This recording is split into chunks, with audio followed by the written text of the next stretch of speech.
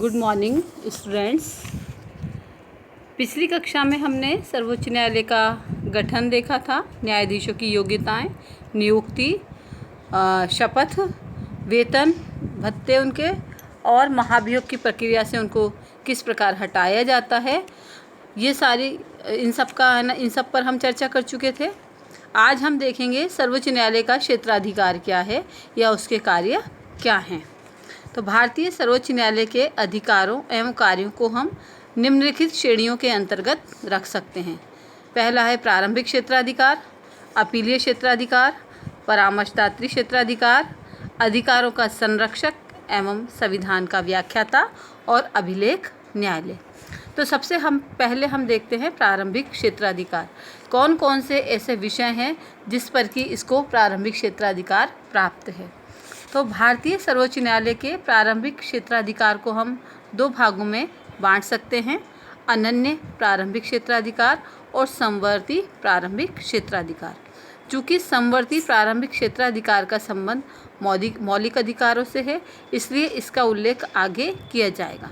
जहाँ तक अनन्य प्रारंभिक क्षेत्राधिकार का प्रश्न है, इसके अंतर्गत कुछ ऐसे विषय आते हैं जिनसे संबंधित मुकदमों की सुनवाई केवल सर्वोच्च न्यायालय कर सकता है, कोई उच्च न्यायालय या अधीनस्थ न्यायालय नहीं।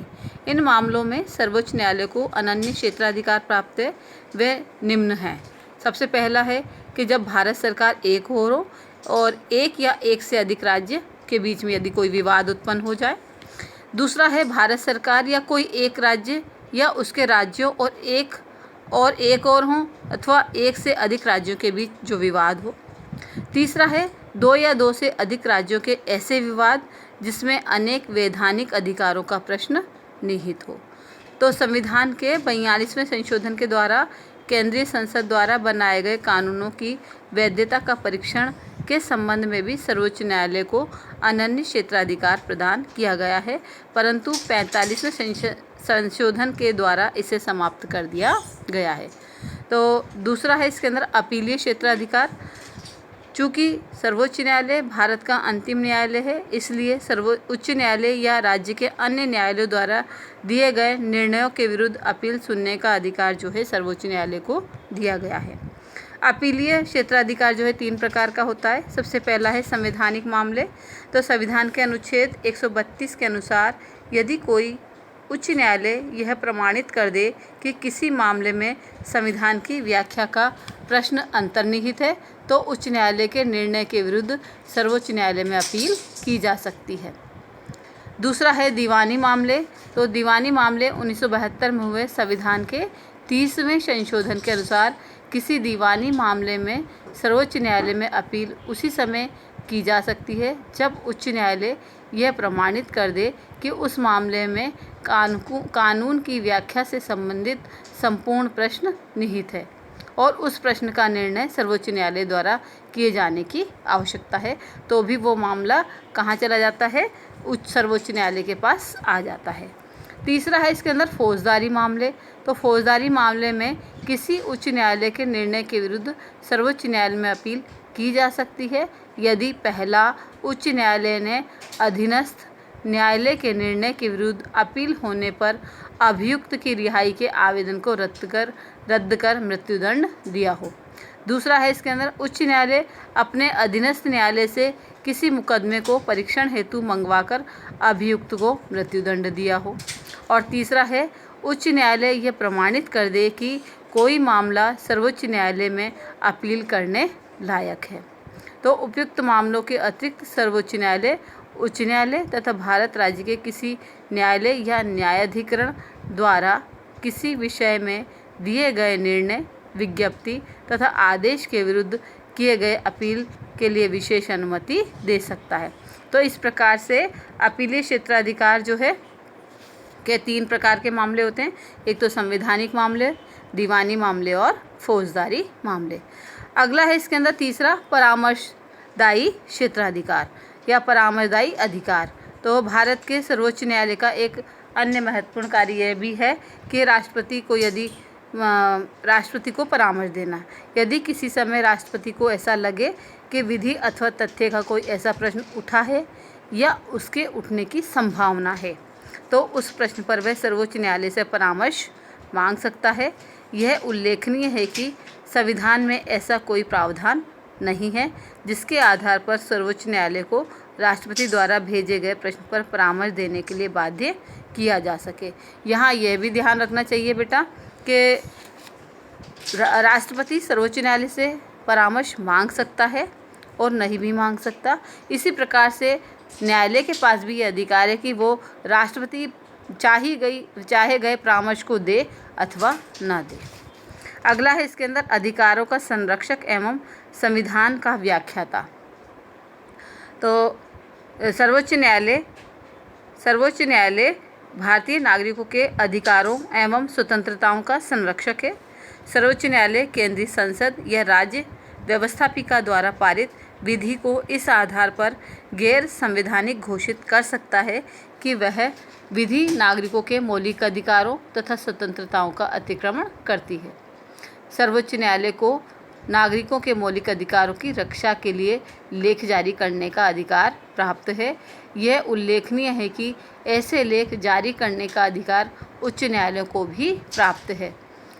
तो अमेरिकी सर्वोच्च न्यायालय की भांति भारतीय सर्वोच्च न्यायालय को भी न्यायिक पुनरावलोकन का अधिकार प्राप्त है। न्यायालय संविधान की व्याख्या करता है। यदि व्यवस्थापिका द्वारा पारित कोई विधि संविधान के प्रावधानों का अतिक्रमण करती है तो सर्वोच्च न्यायालय इस विधि को गैर संवैधानिक घोषित करके प्रभावहीन बना सकता है। और अगला है इसके अंदर अभिलेख न्यायालय। तो भारत का सर्वोच्च न्यायालय एक अभिलेख न्यायालय के रूप में भी कार्य करता है।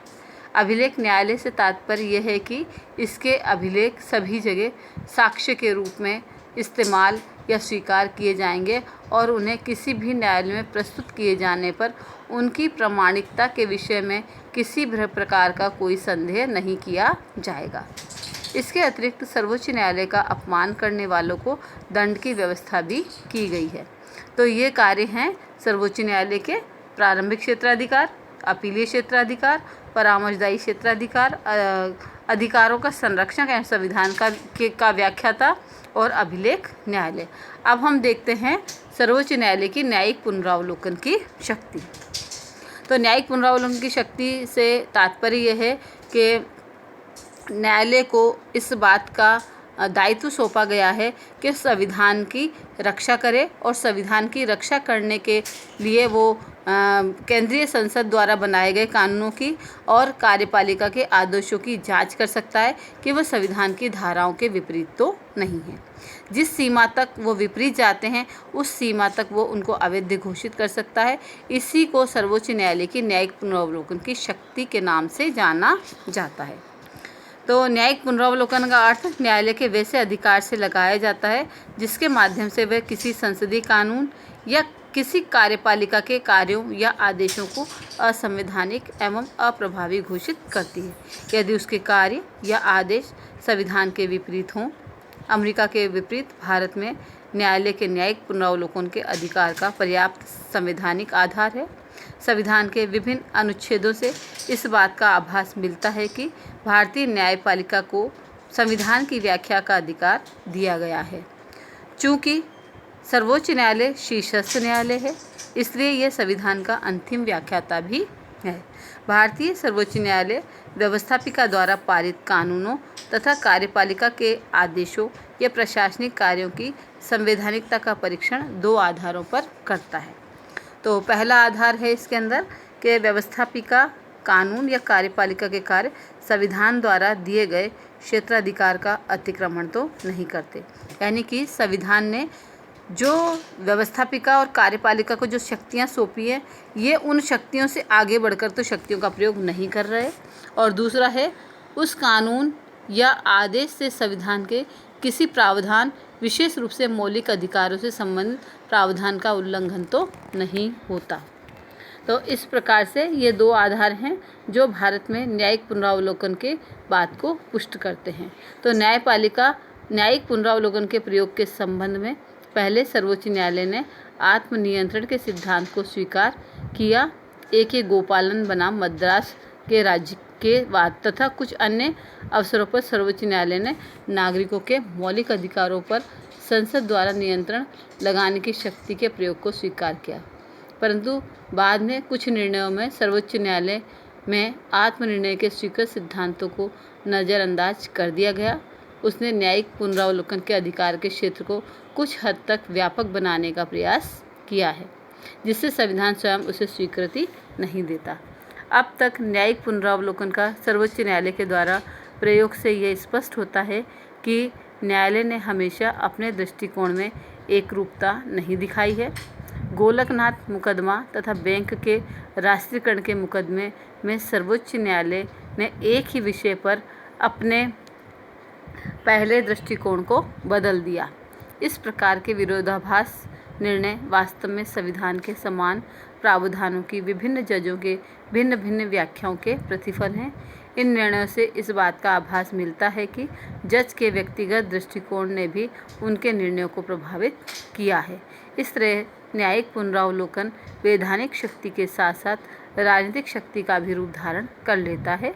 इसके अतिरिक्त जजों ने अक्सर निर्णय देने में बदलती हुई परिस्थितियों का ध्यान नहीं रखा है और सामाजिक न्याय के लिए कोई भी विशेष चिंता प्रदर्शित नहीं की है।